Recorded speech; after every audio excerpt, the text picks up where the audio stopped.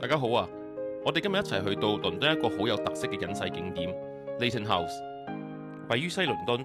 呢度係19世紀英國著名畫家 Lord Frederick Leighton 嘅屋企同埋工作室，而今日就改建成為一間博物館，供大眾參觀。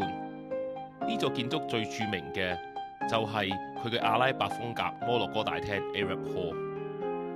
呢個大廳有一個超靚嘅圓頂，用雕花木頭打造，層層疊疊。陽光由頂部中央大廳灑落，配合彩色嘅玻璃同金色嘅鏡框，令到空間閃閃發光，好似置身皇宮。佢亦都有一個小巧嘅水池，水面平靜反映住光影同色彩，帶嚟一份異國嘅寧靜同優雅。而喺呢份優雅之中呢，亦都充滿咗阿拉伯地區皇宮嘅貴族味道。當然，牆身嘅瓷磚都好搶眼，佢哋係由阿拉伯地區，包括摩洛哥、敘利亞等等地方，用人手打造而成，充滿咗中東嘅風情同異國嘅色彩。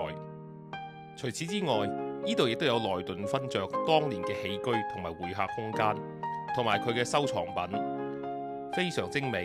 例如好似呢 set 陶瓷碟，就令人嘆為觀止啦。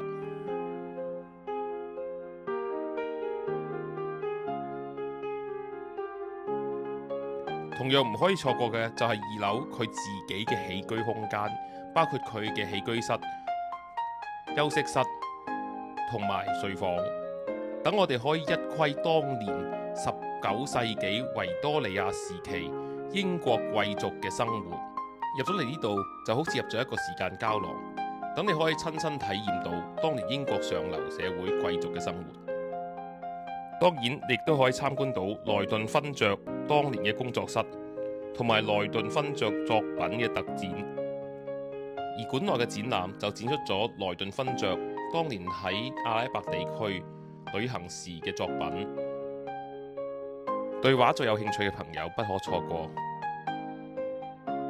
今日分享就到呢度，多謝大家收睇，我會繼續為大家發掘更多隱世嘅景點。